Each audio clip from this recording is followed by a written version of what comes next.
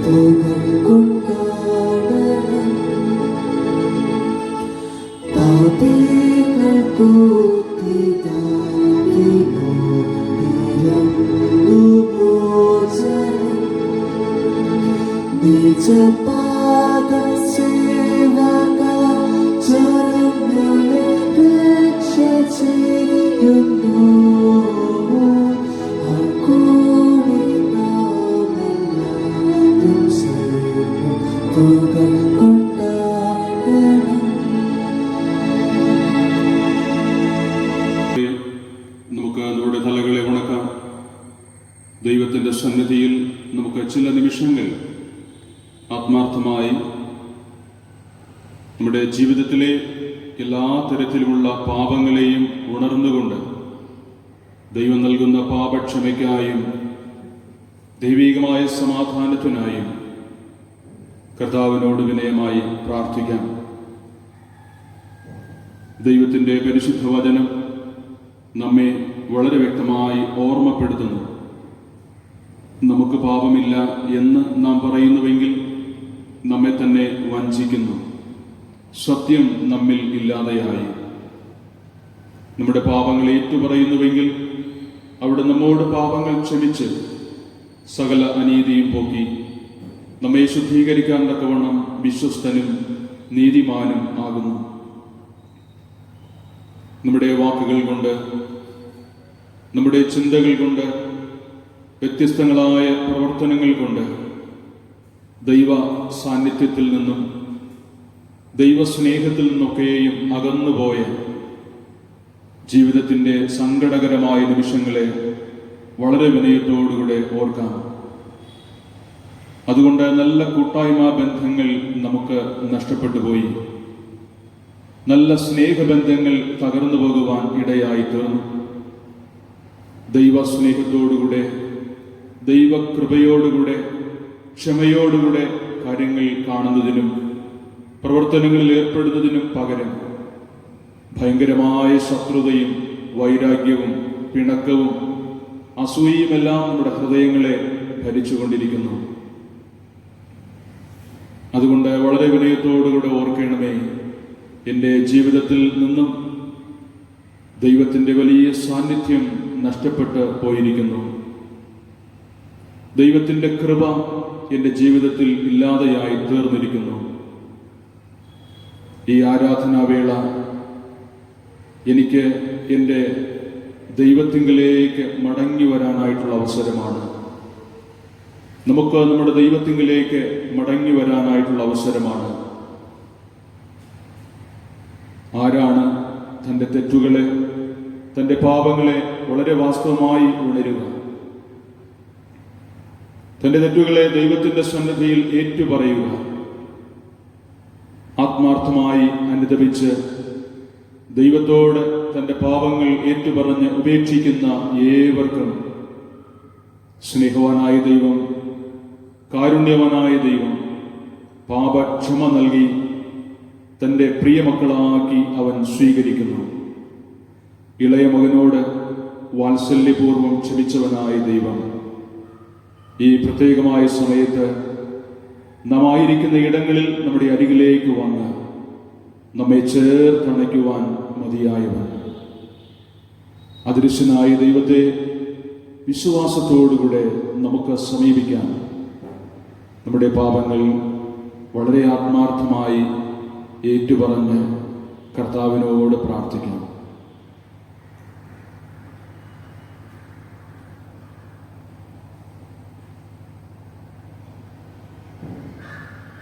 സർവശക്തനും കാരുണ്യവാനുമായ ദൈവമേ, സത്യമായി അനുദപിക്കുന്നവരെ കൈക്കൊള്ളുമെന്ന് അവിടുത്തെ വാഗ്ദാനത്തിൽ ആശ്രയിച്ചുകൊണ്ട് തിരുമുൻപാകെ ഞങ്ങളുടെ പാപങ്ങളും കുറ്റങ്ങളും ഏറ്റുപറയുന്നു.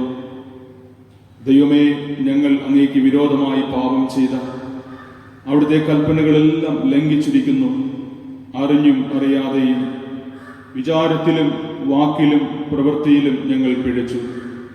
തിരുവിഷ്ടത്തിന് പ്രസാദമുള്ളത് ഞങ്ങൾ ചെയ്യാതെ തിരുമുൻപാകെ അറപ്പും വെറുപ്പുമുള്ളവ ചെയ്ത് അവിടുത്തെ കോപത്തിനും ശിക്ഷയ്ക്കും പാത്രീഭവിച്ചിരിക്കുന്നു.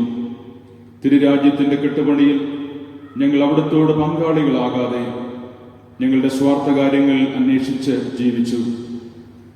ഞങ്ങൾ പാപത്തോട് മരണത്തോളം എതിർത്ത് നിൽക്കുകയോ ഞങ്ങളുടെ ചുറ്റും കാണുന്ന അനീതികളോട് ശക്തമായി പോരാടുകയോ ചെയ്തിട്ടില്ല. ഞങ്ങൾ മറ്റുള്ളവരെ ശുശ്രൂഷിക്കാതെ ശുശ്രൂഷിക്കപ്പെടുവാൻ ആഗ്രഹിച്ചു. ഇവ നിമിത്തം തിരുനാമത്തിന് അപമാനവും ഞങ്ങളുടെ ചുറ്റുമുള്ളവർക്ക് നഷ്ടവും ഞങ്ങൾ വരുത്തിയിരിക്കുന്നു. പാപിയുടെ മരണം ഇഷ്ടമില്ലാത്ത കർത്താവേ, മഹാപാപികളായി ഞങ്ങളോട് കരുണ ചെയ്ത് ഞങ്ങളുടെ സകല പാപങ്ങളും ഞങ്ങളോട് ക്ഷമിച്ച് ഞങ്ങളെ ആശ്വസിപ്പിക്കണമേ. പരിശുദ്ധനും നീതിമാനുമായ ദൈവമേ, സകല മലിനതകളിൽ നിന്നും കറകളിൽ ഞങ്ങളെ ശുദ്ധീകരിക്കണമേ.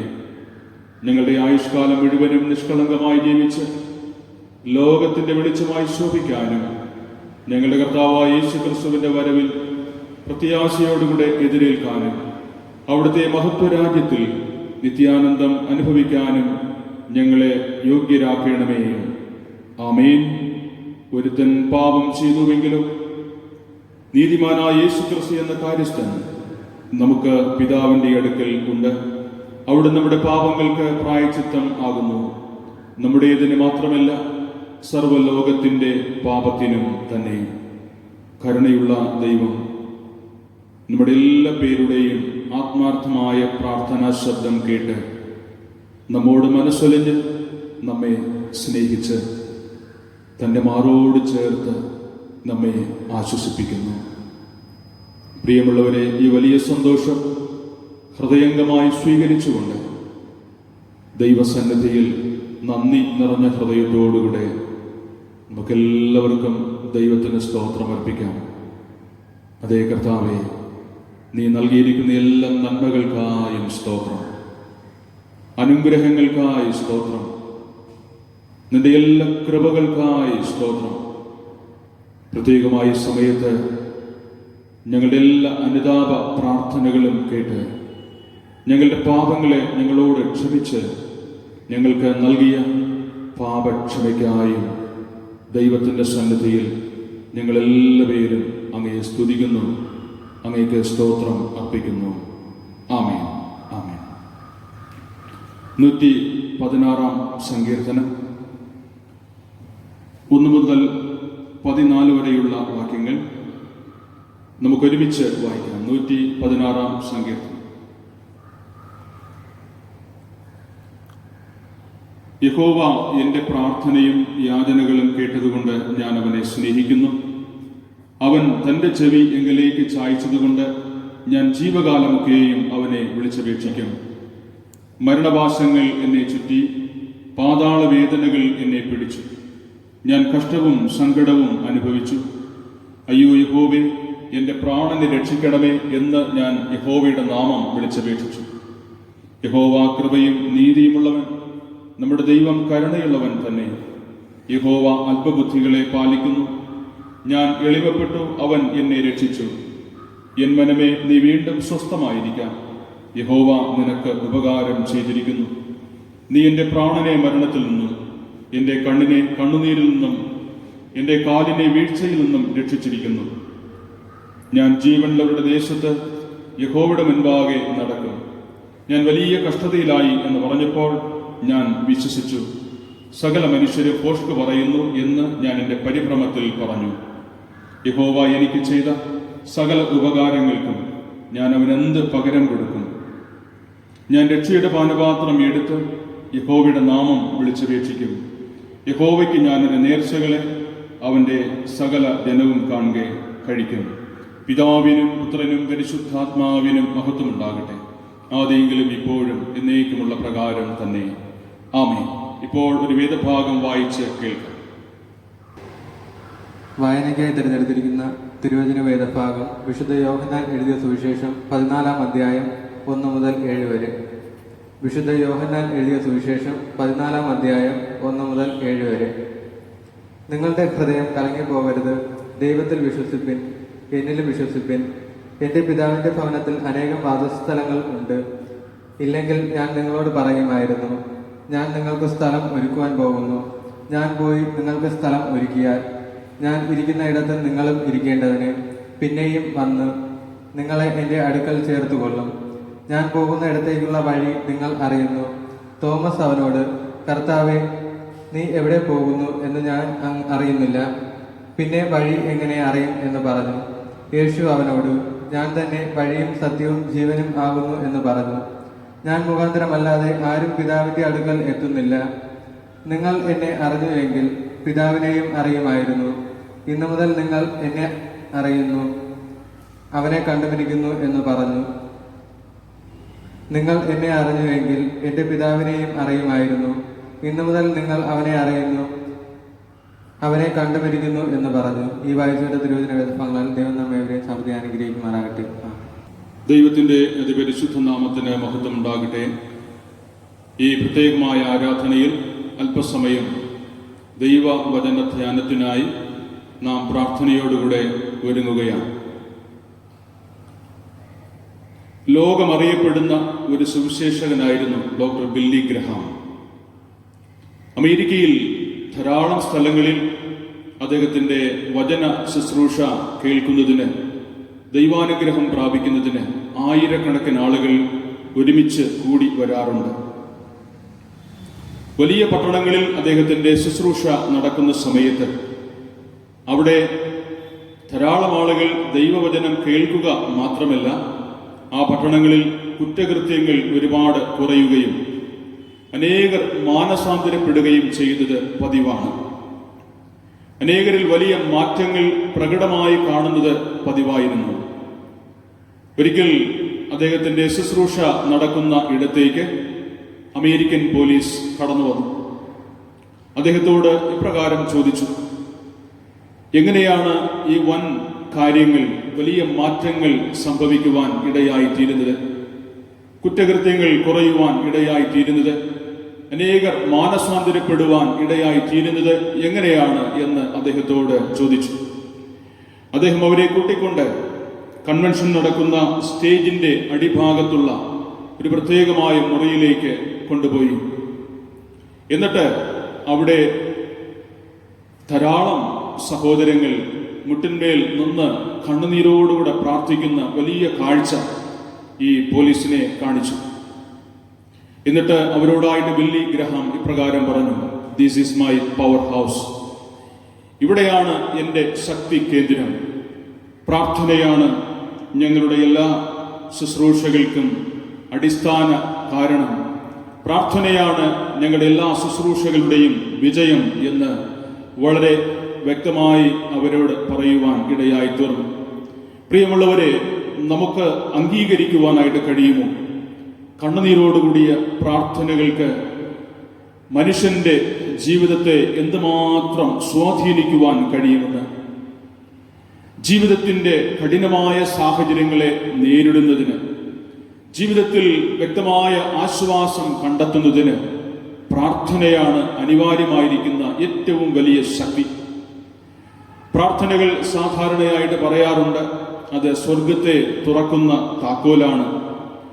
മാനുഷികമായ ബുദ്ധിയും ശക്തിയുമെല്ലാം പരാജയപ്പെടുന്ന ഇടത്ത് പ്രാർത്ഥനകളാണ് പലപ്പോഴും വിജയമായി മാറാറുള്ളത്. പ്രാർത്ഥനകൾ അസാധ്യങ്ങളെ സാധ്യമാക്കി തീർക്കുന്നു എന്ന് പല അനുഭവങ്ങളിലൂടെ നാം തന്നെ മനസ്സിലാക്കിയിട്ടുണ്ട്. ശക്തമായ പ്രാർത്ഥനകളാണ് മനുഷ്യന്റെ ജീവിതത്തിന്, ജീവന് ഒക്കെ രൂപാന്തരം വരുത്തുന്നത് എന്ന് അനേകം അനുഭവങ്ങളിലൂടെ നാം കേട്ടിട്ടുണ്ട്. വേദപുസ്തകത്തിലേക്ക് തിരിയുമ്പോൾ ധാരാളം സംഭവങ്ങൾ പ്രാർത്ഥന വിജയം വരിച്ച സംഭവങ്ങളായി, പ്രാർത്ഥനയിലൂടെ അനേകം നന്മകൾ നേടിയ അനുഭവങ്ങളായി വായിക്കുവാൻ, മനസ്സിലാക്കുവാൻ സാധിക്കുന്നുണ്ട്. പ്രാർത്ഥനകൾ അനേകർക്ക് എങ്ങനെയാണ് മറുപടി നൽകിയത് എന്ന് ഒരുപാട് സംഭവങ്ങൾ നമ്മെ പഠിപ്പിക്കുവാനായിട്ട് ഇടയാക്കി തീർക്കുന്നുണ്ട്. രാജാക്കന്മാരുടെ 2-ാം പുസ്തകം 20-ാം അധ്യായം 1 മുതൽ 11 വരെയുള്ള തിരുവചനം വായിക്കുമ്പോൾ അവിടെ പ്രഗത്ഭനായ ഒരു രാജാവിനെ കുറിച്ച് പ്രത്യേകമായിട്ട് പരാമർശിക്കുന്നുണ്ട്. ഹിസ്കിയാവ് എന്നാണ് ആ രാജാവിന്റെ പേര്. ദൈവത്തിന്റെ ബലം എന്നാണ് ഹിസ്കിയാവ് എന്ന പേരിന്റെ അർത്ഥം. അദ്ദേഹത്തിന്റെ ശക്തമായ കണ്ണുനീരോടുകൂടിയ വിശ്വാസ സ്ഥിരതയോടുകൂടിയ പ്രാർത്ഥനയ്ക്ക് മറുപടി ലഭിച്ചു. അദ്ദേഹം ദൈവാനുഗ്രഹം പ്രാപിക്കുവാൻ ഇടയായി തീർന്നു. അദ്ദേഹത്തിന്റെ പ്രാർത്ഥനയിൽ ലഭിച്ച 2 മറുപടികളാണ് ഇന്ന് നാം ധ്യാനത്തിന് വേണ്ടി ആധാരമാക്കിയിരിക്കുന്നത്.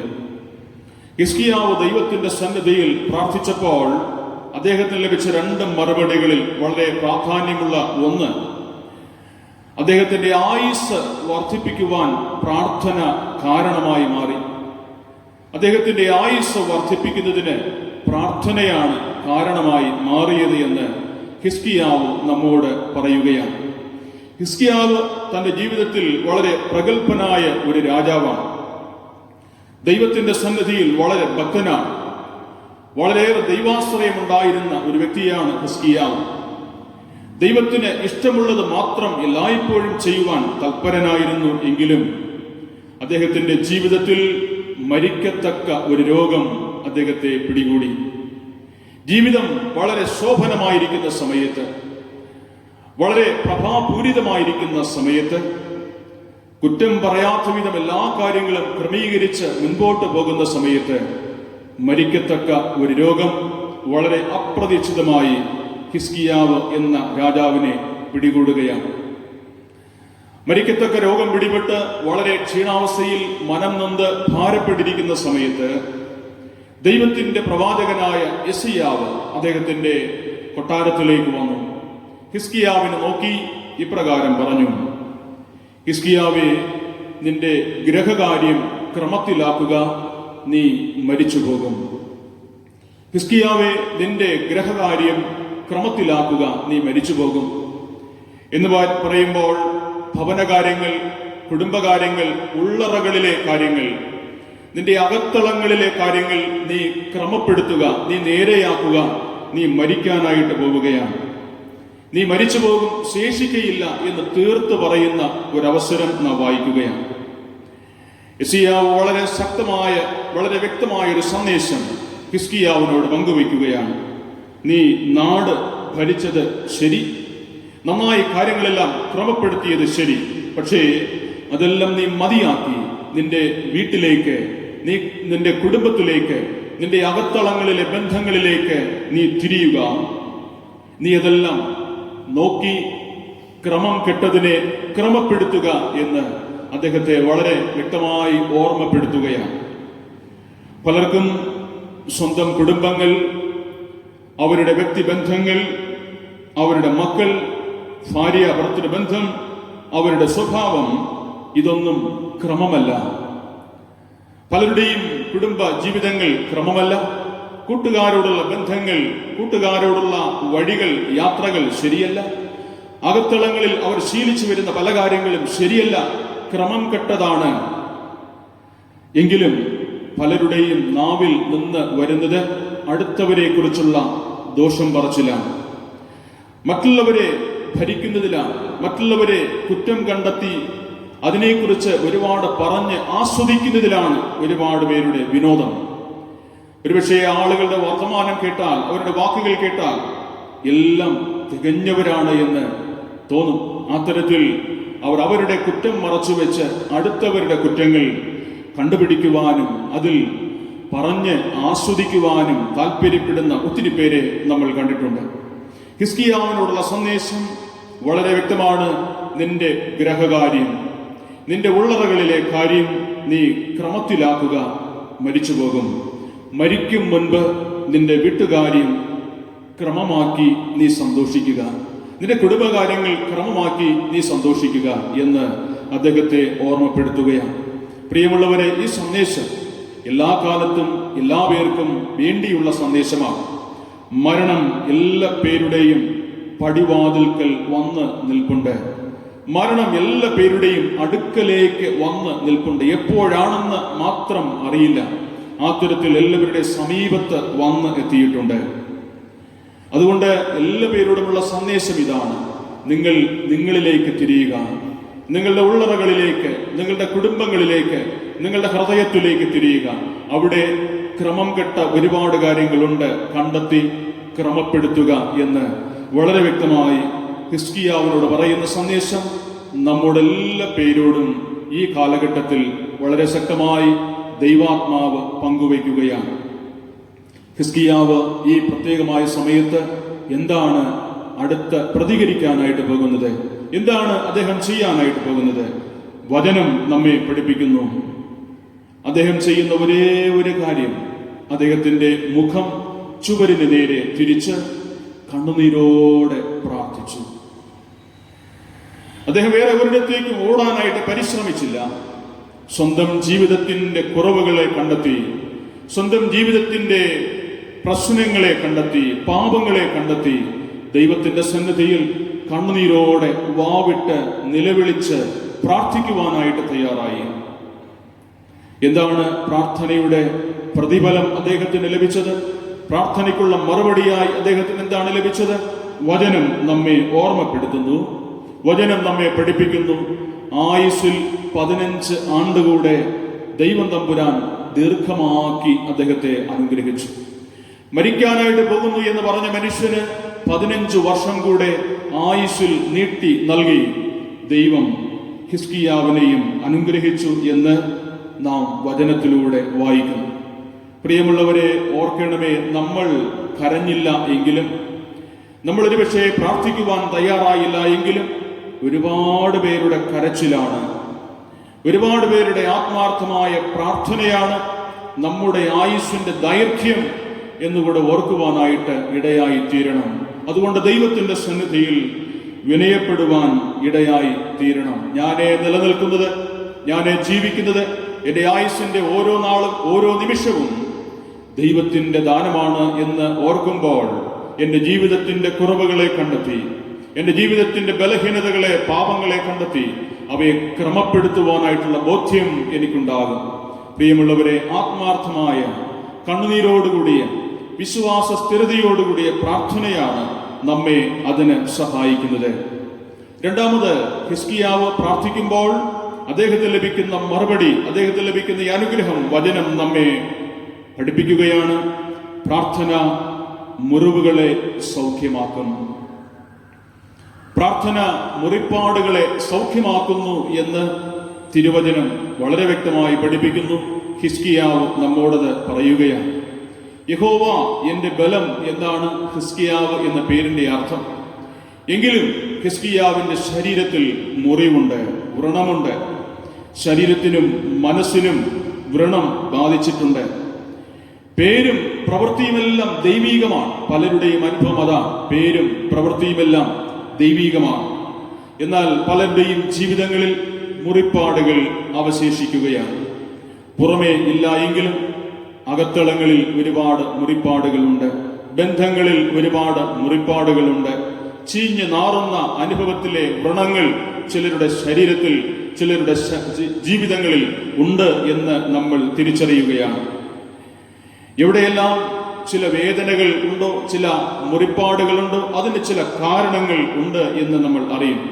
പുറമേയുള്ള മുറിപ്പാടുകളും രോഗവുമെല്ലാം അകമേയുള്ള രോഗത്തിന്റെ പ്രകടനങ്ങളാണ്. അകത്തുള്ള രോഗത്തിന്റെ പ്രകടനങ്ങൾ പുറമേ ചില വേദനകളായി, അസ്വസ്ഥതകളായി, മുറിപ്പാടുകളായി അത് അനേകർക്ക് മനസ്സിലാക്കുവാൻ പ്രകടമായി തീരുകയാണ്.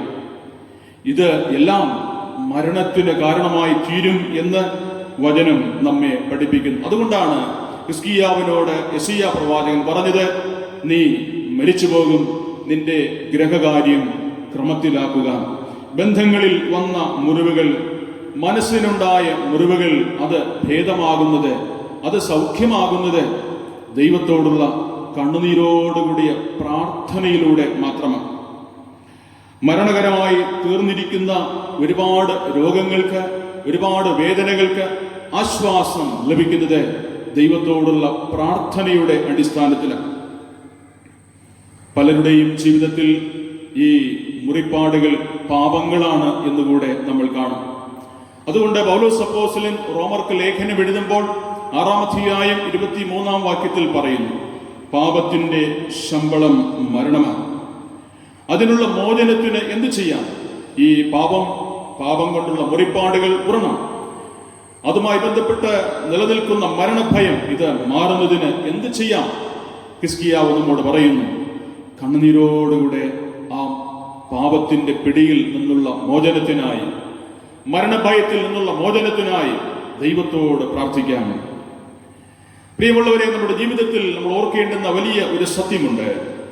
നമ്മളെല്ലാവരും പ്രാർത്ഥിച്ചാലും ഇല്ലെങ്കിലും മരിക്കും, അത് നിശ്ചയമാണ്. പ്രാർത്ഥിച്ചാലും ഇല്ലെങ്കിലും മനുഷ്യൻ മരിക്കും നിശ്ചയമാണ്. എന്നാൽ ഒരു കാര്യം അതിനകത്ത് പ്രത്യേകമായിട്ട് ഓർക്കണം. പ്രാർത്ഥിച്ചാൽ നീ സ്വർഗത്തിൽ ഇരിക്കും, അല്ലെങ്കിൽ നരകതുല്യനായി മാറും എന്നുള്ളതിന് സംശയമില്ല. നീ പ്രാർത്ഥിക്കുമ്പോൾ അനുദമിച്ച് നിന്റെ പാപക്ഷമയ്ക്കായി ദൈവത്തോട് പ്രാർത്ഥിച്ച് അതിൽ നിന്നൊരു മോചനം നേടി നീ ദൈവത്തിന്റെ രാജ്യത്തിന്റെ അവകാശിയായിട്ട് മാറും. പ്രാർത്ഥിക്കുന്നില്ലെങ്കിലോ ഹൃദയകാഠിന്യം, പാപം നിന്നെ ഭരിച്ച് നരകതുല്യനായി മാറും. ജീവിതത്തിൽ പ്രശ്നങ്ങൾ കൂടെയുണ്ട്. എല്ലാ പേരുടെയും ജീവിതങ്ങളിൽ പ്രശ്നങ്ങൾ കൂടെയുണ്ട്. പ്രാർത്ഥിച്ചാലും ഇല്ലെങ്കിലും അവയെ നമുക്ക് നേരിടുവാനായിട്ട് കഴിവുണ്ട്. വ്യത്യസ്തമായ നിലയിൽ നമ്മൾ നേരിടാനായിട്ട് തയ്യാറാകും. എന്നാൽ ഒരു കാര്യം അതിനകത്ത് ഓർക്കണം. പ്രാർത്ഥിച്ചാൽ ദൈവം ആ പ്രശ്നങ്ങളിൽ നമ്മോട് കൂടെ ഇരിക്കും. പ്രാർത്ഥിക്കുമ്പോൾ ആ പ്രശ്നങ്ങളുടെ നടുവിൽ, ആ വേദനകളുടെ നടുവിൽ, ആ പ്രതിസന്ധികളുടെ നടുവിൽ ദൈവം നമ്മോട് കൂടെ ഇരിക്കും. അതുകൊണ്ടാണ് 91-ാം സങ്കീർത്തനത്തിന്റെ അവസാന ഭാഗത്തിൽ നമ്മൾ വായിക്കും, ദൈവം അവനോട് കൂടെ ഇരുന്ന് അവനെ വിടുവിച്ച് മഹത്വപ്പെടുത്തും. ഞാൻ നിന്നോട് കൂടെ ഇരുന്ന് നിന്നെ വിടുവിച്ച് മഹത്വപ്പെടുത്തുമെന്ന് രേഖപ്പെടുത്തിയിരിക്കുന്നത്. രോഗവും മുറിപ്പാടുകളും ഒരുപക്ഷെ പ്രത്യക്ഷമായും പരോക്ഷമായും മാറിയില്ല എങ്കിലും നമുക്കെല്ലാവർക്കും അറിയാം, ചില രോഗങ്ങൾ, ചില പ്രശ്നങ്ങൾ, ചില വേദനകൾ പ്രാർത്ഥിച്ചാലും പ്രാർത്ഥിച്ചില്ലെങ്കിലും മാറുന്നില്ല എന്ന് ഒരുപക്ഷെ പറയാനായിട്ട് സാഹചര്യമുണ്ട്. എന്നാൽ പ്രാർത്ഥിക്കുമ്പോൾ നമുക്ക് ലഭിക്കുന്ന ഒരു സുഖമുണ്ട്. പ്രാർത്ഥിക്കുമ്പോൾ കണ്ണുനീരോടെ നാം പ്രാർത്ഥിക്കുമ്പോൾ, നമുക്ക് വേണ്ടി മറ്റുള്ളവർ പ്രാർത്ഥിക്കുമ്പോൾ നമുക്ക് ലഭിക്കുന്ന ഒരു സുഖമുണ്ട്. അത് ദൈവീകമായ സുഖമാണ്, ദൈവീകമായ ഒരു ആശ്വാസം. അത് മരുന്നിലൂടെ, ശുശ്രൂഷകളിലൂടെ ലഭിക്കുന്ന ഒരു സുഖമല്ല, അതിലപ്പുറമായ ഒരു സുഖം പ്രാർത്ഥിക്കുമ്പോൾ, ദൈവസന്നിധിയിൽ കരയുമ്പോൾ നമുക്ക് ലഭിക്കുകയാണ്. മനുഷ്യന്റെ ദൃഷ്ടിയിൽ മാറിയില്ല, സുഖപ്പെട്ടില്ല എങ്കിലും നമുക്ക് പറയുവാനായിട്ട് കഴിയും, എൻ്റെ ജീവിതത്തിൽ വലിയൊരു ആശ്വാസമുണ്ട്, എൻ്റെ ജീവിതത്തിൽ വലിയൊരു സൗഖ്യമുണ്ട്. പ്രിയമുള്ളവരെ, അത് ദൈവം നൽകുന്ന സൗഖ്യമാണ്, ദൈവം നൽകുന്ന ആശ്വാസമാണ്. ഹിസ്കിയാവ് തൻ്റെ രോഗത്തിൽ നിന്നും വ്രണത്തിൽ നിന്നും വിടുതൽ നേടിയത് പ്രാർത്ഥിച്ചതുകൊണ്ട്. പ്രാർത്ഥനയിലൂടെയാണ് താൻ ആ വലിയ വിടുതൽ നേടിയത്. തൻ്റെ ആയുസ് ദീർഘമായിട്ട് തനിക്ക് ലഭിച്ചത്, തൻ്റെ വ്രണമെല്ലാം മാറിപ്പോയത് ദൈവത്തിന്റെ സന്നിധിയിൽ കണ്ണുനീരോടെ പ്രാർത്ഥിച്ചതുകൊണ്ട്. ഇന്ന് വായിച്ച സുവിശേഷ വേദഭാഗം യോഹന്നാന്റെ സുവിശേഷം 14-ാം അധ്യായത്തിന്റെ 1-ാമത്തെ വാക്യം. കർത്താവ് തന്റെ പ്രിയപ്പെട്ട ശിഷ്യന്മാരോട് പറഞ്ഞു, നിങ്ങളുടെ ഹൃദയം കലങ്ങിപ്പോകരുത്, ദൈവത്തിൽ വിശ്വസിപ്പേൻ എന്ന്. നിങ്ങളുടെ ഹൃദയം കലങ്ങിപ്പോകണം. ദൈവത്തിന്റെ സന്നിധിയിൽ ഉറപ്പായി വിശ്വസിക്കുകയും പ്രാർത്ഥിക്കുകയും ചെയ്യുക. ദൈവത്തിന്റെ സന്നിധിയിൽ ഉറപ്പായി വിശ്വസിക്കുകയും പ്രാർത്ഥിക്കുകയും ചെയ്യുക. നിങ്ങളുടെ ജീവിതത്തിന്റെ ആയുസ് ദൈവം തമ്പുരാൻ നീട്ടി നൽകും. നിങ്ങളുടെ മുറിപ്പാടുകൾക്ക്, നിങ്ങളുടെ വ്രണങ്ങൾക്ക്, നിങ്ങളുടെ വേദനകൾക്ക് ദൈവം തമ്പുരാൻ ആയുസ് നൽകും. പ്രത്യേകിച്ച് ഒരു കഷ്ടകാലത്തിലൂടെ നാം കടന്നു പോകുന്നു. പല നിലകളിലുള്ള പരിമിതികൾ നമുക്കുണ്ട്, പ്രശ്നങ്ങൾ നമുക്കുണ്ട്, ഒന്നുമില്ലായ്മയുണ്ട്, ആഹാരത്തിന്റെ കുറവുണ്ട്, ജോലിയുടെ കുറവുണ്ട്, വിദ്യാഭ്യാസത്തിൽ തടസ്സമുണ്ട്. അങ്ങനെ ഒരുപാട് പരിമിതികൾ നമ്മുടെ മുൻപിൽ നിൽക്കുമ്പോൾ സർവശക്തനായ ദൈവത്തിന്റെ സന്നിധിയിൽ കുടുംബങ്ങളായി നമ്മെ തന്നെ സമർപ്പിച്ച് കണ്ണുനീരോടെ പ്രാർത്ഥിക്കുവാൻ നാം തയ്യാറാകുമ്പോൾ, വിശ്വാസ സ്ഥിരതയോടുകൂടെ ദൈവമുഖത്തേക്ക് കണ്ണുകൾ ഉയർത്തുവാൻ ഇടയായി തീരുമ്പോൾ, നല്ലവനായ ദൈവം, വിശ്വസ്തനായ ദൈവം, സാരവത്തിലെ വിധവയെ പുലർത്തിയവനായ ദൈവം, പ്രവാചക ശിഷ്യന്റെ ഭാര്യയ്ക്ക് വേണ്ടുന്ന അനുഗ്രഹത്തെ നൽകിയവനായ ദൈവം നമ്മയും അനുഗ്രഹിക്കും എന്നുള്ളതിന് സംശയമില്ല. അതുകൊണ്ട് വിശ്വാസ സ്ഥിരതയോടുകൂടെ, കണ്ണുനീരിന്റെ അനുഭവത്തോടുകൂടെ ഈ നാളുകളെ നമുക്ക് തരണം ചെയ്യുന്നതിന് ദൈവത്തിന്റെ പരിശുദ്ധാത്മാവ് എല്ലാ കൃപകളും എല്ലാ നന്മകളും നമുക്ക് ഏവർക്കും ദാനമായി തന്ന് നമ്മെ അനുഗ്രഹിച്ച് ആശീർവദിക്കുമാറാകട്ടെ. ആമേൻ. തലകളെ ഉണക്കാം, നമുക്ക് ദൈവത്തോട് പ്രാർത്ഥിക്കാം. ഏറ്റവും അനുഗ്രഹിക്കപ്പെട്ടതായ ഒരു പരിശുദ്ധ ദിവസത്തിന്റെ ഏറ്റവും സന്തോഷമുള്ള ചില നിമിഷങ്ങൾ ദൈവം നമുക്ക് ദാനമായി നൽകി. ഈ ആരാധനയ്ക്കായി ചെലവിടുന്നതിന് ദൈവം നമുക്ക് സാഹചര്യം ഒരുക്കി നൽകിയിരിക്കുന്നു. ലോകത്തിൽ അനേകർക്ക് ലഭിക്കാത്ത ഒരവസരമാണ് നമുക്കും നമ്മുടെ കുടുംബങ്ങൾക്കും നമ്മുടെ ദേശത്തിനും ദൈവം നൽകിയിരിക്കുന്നത്. വലിയ ഭയപ്പാടുകൾ നമ്മുടെ മുൻപിലുണ്ട്. വലിയ പ്രതിസന്ധികളും പ്രശ്നങ്ങളും നമ്മുടെ മുൻപിലുണ്ട്.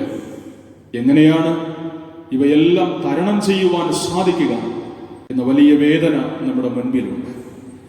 ഇതെല്ലാം എങ്ങനെയാണ് ക്രമപ്പെടുത്തുവാനായിട്ട് കഴിയുക? നമ്മുടെ മുൻപിലുള്ള ഒരുപാട് ചോദ്യങ്ങൾ നമുക്ക് ഈ ലോകത്തിൽ ആരിലും ആശ്രയം വെച്ച് ആരെയും തേടിപ്പിടിച്ച് ഈ പ്രശ്നങ്ങൾക്ക് പരിഹാരം കാണുവാൻ സാധ്യമല്ലാതായി തീർന്നിരിക്കുന്നു. അതുകൊണ്ട് നമുക്ക് ആശ്രയിക്കുവാൻ കഴിയുന്നത് എല്ലാറ്റിനും മതിയായവനായ, സകലത്തിനും മതിയായവനായ കർത്താവായ യേശു ക്രിസ്തുവിൽ, ലോകത്തിന്റെ രക്ഷകനായ കർത്താവായ യേശു ക്രിസ്തുവിൽ നമുക്ക് ഈ പ്രതിസന്ധികൾക്കെല്ലാം പരിഹാരമുണ്ട്. ഈ വേദനകൾക്ക് ആശ്വാസമുണ്ട്. ഈ രോഗങ്ങൾക്ക് സൗഖ്യമുണ്ട്. നമ്മുടെ ചോദ്യങ്ങൾക്ക് മറുപടിയുണ്ട്. ആത്മാർത്ഥമായി ആരാണോ ദൈവത്തിന്റെ സന്നിധിയിൽ കണ്ണുനീരോടെ കരയുക, കണ്ണുനീരോടെ പ്രാർത്ഥിക്കുക, അവരുടെ ജീവിതത്തിന് ആശ്വാസമുണ്ട്.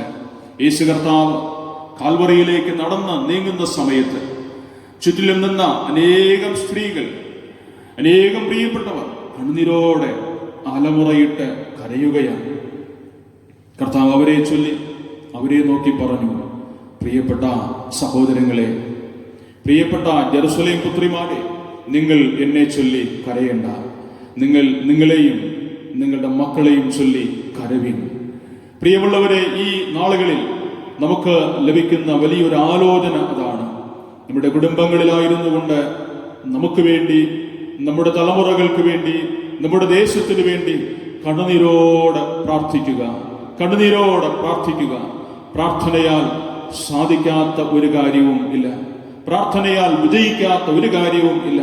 ദൈവത്തിന്റെ സന്നിധിയിൽ മുട്ടുകളെ മടക്കുമ്പോൾ, ദൈവത്തിന്റെ സന്നിധിയിൽ ഹൃദയം നുറുക്കി പ്രാർത്ഥിക്കുമ്പോൾ, വിശ്വാസ സ്ഥിരതയോടുകൂടെ ഇരുന്ന് പ്രാർത്ഥിക്കുമ്പോൾ ദൈവം സകലത്തിനും പരിഹാരം നൽകുവാൻ മതിയായവൻ. ഹല്ലേലൂയ. അതുകൊണ്ട് കുടുംബങ്ങളെ സമർപ്പിച്ചുകൊണ്ട് ദൈവത്തോട് പ്രാർത്ഥിക്കാം. ഒന്നുമില്ലായ്മയുണ്ട്, ദാരിദ്ര്യമുണ്ട്, കിടഭാരങ്ങളുണ്ട്, കണ്ണുനീരിന്റെ അനുഭവങ്ങളുണ്ട്. ദൈവമേ, ജോലി നഷ്ടപ്പെട്ടു പോയല്ലോ, പഠനമെല്ലാം പകുതി വഴിയിൽ എത്തിച്ചേർന്നിരിക്കുന്നു, തുടരുവാനായിട്ട് സാധിക്കുന്നില്ല, പരീക്ഷകൾ റിസൾട്ട് എന്തായി തീരുമെന്ന് പ്രിയപ്പെട്ട മക്കൾ, സഹോദരങ്ങൾ വളരെ ഭാരത്തോടെ ഭയപ്പാടോടുകൂടെ കാത്തിരിക്കുന്നു. കൃഷിയിടങ്ങളിൽ ഒരുപക്ഷെ നാശനഷ്ടങ്ങളുണ്ട്. ഇനിയും പുറത്തേക്ക് ഇറങ്ങുവാൻ നിവൃത്തിയില്ല. രോഗത്തിന്റെ വലിയ ഭീതിയുണ്ട്, ഭയപ്പാടുണ്ട്. വിദേശത്തുള്ള ഞങ്ങളുടെ പ്രിയപ്പെട്ട സഹോദരങ്ങളെ കുറിച്ച് സങ്കടമുണ്ട്, വലിയ ഭാരമുണ്ട്. അന്യ സംസ്ഥാനങ്ങളിൽ, അന്യ ജില്ലകളിൽ അകപ്പെട്ടിരിക്കുന്ന പ്രിയപ്പെട്ടവരെ കുറിച്ച് വലിയ ഭാരമുണ്ട്. ഇനിയും കുടുംബത്തിൽ സമാധാനമില്ല, സ്വസ്ഥതയില്ല, സ്നേഹമില്ല, പരസ്പരമുള്ള സൗഹാർദ്ദങ്ങൾ, സന്തോഷങ്ങൾ നഷ്ടപ്പെട്ടു പോയി. അയൽവാസികളോട് നല്ല ബന്ധമില്ല, സഹോദരങ്ങളോട് നല്ല ബന്ധമില്ല. ഇങ്ങനെ ഒരുപാട് പ്രശ്നങ്ങൾ, ഒരുപാട് വേദനകൾ ഒക്കെ ഹൃദയത്തിലുണ്ട്, കുടുംബത്തിനകത്തുണ്ട്. ഈ ആലോചിച്ചു വച്ചിരിക്കുന്ന വിവാഹ കാര്യങ്ങൾ ക്രമപ്പെടുത്തുവാനായിട്ട് വഴിയില്ല. നല്ല ബന്ധങ്ങൾ വരുന്നില്ല, നല്ല ജോലിക്കുള്ള സാധ്യതകൾ വരുന്നില്ല, പഠിക്കുവാനായിട്ട് കഴിയുന്നില്ല. അങ്ങനെ തുടങ്ങുന്ന ഒരുപാട് പ്രതിസന്ധികളുടെ നടുവിലാണ് നമ്മളെല്ലാവരും എത്തിച്ചേർന്നിരിക്കുന്നത്. പ്രിയമുള്ളവരെ, സമയത്ത് ഒരു നിമിഷം ദൈവത്തിന്റെ സന്നിധിയിൽ കണ്ണുനീരോടെ ഈ വേദനകളെ സമർപ്പിച്ചുകൊണ്ട് പ്രാർത്ഥിക്കാം, ഈ ഭാരങ്ങളെ സമർപ്പിച്ചുകൊണ്ട് പ്രാർത്ഥിക്കാം. രോഗികളായി ഭവനങ്ങളിലും ആശുപത്രികളിലും കഴിയുന്നവരെ സമർപ്പിച്ച് പ്രാർത്ഥിക്കാം. ക്യാൻസർ രോഗികളായിട്ട് കഴിയുന്നവരെ ദൈവകരങ്ങളിൽ കരമേൽപ്പിക്കാം. സാമ്പത്തികമായ കടഭാരങ്ങളാൽ വലയുന്നവർക്ക് വഴിയും വാതിലും ദൈവം വരം തുറന്നു കൊടുക്കണമെന്ന് പ്രാർത്ഥിക്കാം. മക്കളില്ലാതെ ഭാരപ്പെടുന്നവരെ ഓർത്ത് ദൈവത്തോട് പ്രാർത്ഥിക്കാം. ഗർഭവതിലായിരിക്കുന്ന സഹോദരിമാരെ സമർപ്പിച്ചുകൊണ്ട് പ്രാർത്ഥിക്കാം. കിടപ്പിലായിരിക്കുന്ന സഹോദരങ്ങളെ, മാതാപിതാക്കളെ ഓർത്ത് ദൈവത്തോട് പ്രാർത്ഥിക്കാം. ഈ നാളുകളിൽ ദൈവമേ, എല്ലാവർക്കും വേണ്ടുന്ന ദൈവികമായ സമാധാനത്തെ, ആശ്വാസത്തെ, സൗഖ്യത്തെ ദൈവം നമ്പുരാൻ ദാനമായി കൊടുക്കണമേ. നമ്മുടെ രാജ്യത്തിനായി, സംസ്ഥാനത്തിനായി, ഭരണകർത്താക്കൾക്കായി, പോലീസ് സേന അംഗങ്ങൾക്കായി, ആദര ശുശ്രൂഷ പ്രവർത്തകർക്കായി, അവശ്യ സേവന മേഖലകളിൽ അധ്വാനിക്കുന്ന സഹോദരങ്ങൾക്കായി ഒക്കെ ദൈവത്തോട് പ്രാർത്ഥിക്കാം. ലോക രാഷ്ട്രങ്ങളുടെ സമാധാനത്തിനായും ആശ്വാസത്തിനായും പ്രാർത്ഥിക്കാം. കൊറോണ വൈറസിന്റെ വ്യാപന ഭീതിയിൽ ഒരുപാട് രാഷ്ട്രങ്ങൾ, ഒരുപാട് മക്കൾ വളരെ ഭയപ്പെട്ട് കഴിയുന്നു. ദൈവമേ, നീ അവരോട് മനസ്സലിയണമേ. ഐസൊലേഷൻ വാർഡുകളിൽ, നിരീക്ഷണ കേന്ദ്രങ്ങളിൽ, ഇനിയും മരുന്ന് കണ്ടുപിടിക്കുവാനായിട്ടുള്ള ശാസ്ത്ര മേഖലയിലൊക്കെ പ്രയാസപ്പെടുന്ന, അധ്വാനിക്കുന്ന എല്ലാവരെയും ദൈവമേ നീ സഹായിക്കണമേ, അനുഗ്രഹിക്കണമേ എന്ന് ദൈവത്തിന്റെ സന്നിധിയിൽ അവർക്കായും പ്രാർത്ഥിക്കാം. നമ്മുടെ മഹായിടവക ശുശ്രൂഷകളെ നമുക്ക് ഓർമ്മിക്കാം. മിഷൻ പ്രവർത്തനങ്ങൾക്കായി, ദൈവാലയ നിർമ്മാണത്തിനായി ഒക്കെ ദൈവത്തോട് പ്രാർത്ഥിക്കാം. ഇടവകയിൽപ്പെട്ട എല്ലാ കുടുംബങ്ങളെ ദൈവത്തിന്റെ കരങ്ങളിൽ ഭരമേൽപ്പിച്ച് പ്രാർത്ഥിക്കാം. എല്ലാ യൗവനക്കാരെയും, എല്ലാ കൊച്ചുമക്കളെയും, എല്ലാ മാതാപിതാക്കന്മാരെയും ദൈവത്തിന്റെ സന്നിധിയിൽ സമർപ്പിക്കാം. ഇടവക കമ്മിറ്റി അംഗങ്ങൾക്കായി, ഇവിടെ എല്ലാ സേവനങ്ങൾക്കായി, സംഘടനകൾക്കായി, കൊയറിന്റെ ശുശ്രൂഷകൾക്കായി, കപ്പ്യാർക്കായി ഒക്കെ നമുക്ക് ദൈവത്തോട് പ്രാർത്ഥിക്കാം. ഹല്ലേലൂയ. ഈ പകൽക്കാലം നമ്മെ തന്നെ ദൈവത്തിന്റെ സന്നിധിയിൽ വിനയമായി സമർപ്പിച്ചുകൊണ്ട് പ്രാർത്ഥിക്കാം. ഞങ്ങളെ സ്നേഹിക്കുന്നവനായ ദൈവമേ, സ്വർഗീയ നല്ല പിതാവേ, അനുഗ്രഹിക്കപ്പെട്ടതായ ചില നിമിഷങ്ങൾ ഞങ്ങൾക്കായി ദാനം ചെയ്തതുകൊണ്ട് സ്തോത്രം. ഞങ്ങളുടെ ജീവിതങ്ങളെ ഏൽപ്പിച്ച് ഞങ്ങൾ ദൈവത്തോട് പ്രാർത്ഥിക്കുന്നു. അവിടുത്തെ വലിയ സമാധാനം ഈ സമയത്ത് ഞങ്ങളുടെ മേൽ പകരണമേ. ഞങ്ങളുടെ ഉള്ളത്തിൽ ദാനമായി നൽകണമേ. കുടുംബങ്ങളിൽ ദാനമായി നൽകണമേ. വിശ്വാസത്തോടെ, സ്ഥിരതയോടെ, ദൈവാശ്രയത്തോടെ, ധൈര്യത്തോടെ ഈ വലിയ പ്രതിസന്ധികളെ തരണം ചെയ്യുവാൻ കർത്താവ് ഞങ്ങളോട് കൂടെയിരുന്ന് ഞങ്ങളെ വിടുവിച്ച് മഹത്വപ്പെടുത്തുവാനായിട്ട് പ്രാർത്ഥിക്കുന്നു. എല്ലാ നന്മകൾക്കായി വിനയപ്പെടുന്നു. യേശു ക്രിസ്തു മുഖാന്തരം ഞങ്ങളുടെ യാതന ദയവുണ്ടായി കേൾക്കണം. സ്വർഗീയ നല്ല പിതാവേ, ആമേൻ. സ്വർഗസ്ഥനായ ഞങ്ങളുടെ പിതാവേ, തിരുനാമം വിശുദ്ധീകരിക്കപ്പെടണമേ. തിരുരാജ്യം വരണമേ. തിരുയിഷ്ടം സ്വർഗത്തിലെ പോലെ ഭൂമിയിലും ആകണമേ. ഞങ്ങൾക്ക് ആവശ്യമുള്ള ആഹാരം ഇന്ന് തരണമേ. കടക്കാരോട് ഞങ്ങൾ ക്ഷമിച്ചിരിക്കുന്നത് പോലെ പാപകടങ്ങളെ ഞങ്ങളോട് ക്ഷമിക്കണമേ. ഞങ്ങളെ പരീക്ഷയിൽ കടത്താ ദുഷ്ടങ്ങൾ ഞങ്ങളെ വിടുവിക്കണമേ. രാജ്യവും ശക്തിയും മഹത്വവും എന്നേക്കും അങ്ങേക്കുള്ളതാകുന്നുവല്ലോ. ആമേൻ. നമ്മുടെ കർത്താവായ യേശു ക്രിസ്തുവിന്റെ കൃപയും പിതാവായ ദൈവത്തിന്റെ സ്നേഹവും ആശ്വാസപ്രദനായ പരിശുദ്ധാത്മാവിന്റെ സഹവാസം കൂട്ടായ്മയും പ്രിയമുള്ളവരെ നാം ഏവരോടും ചോദിച്ച എല്ലാ കാര്യങ്ങളോടും ഇന്നും എന്നേക്കും ഉണ്ടായിരിക്കുമാറാകട്ടെ. ആമേൻ.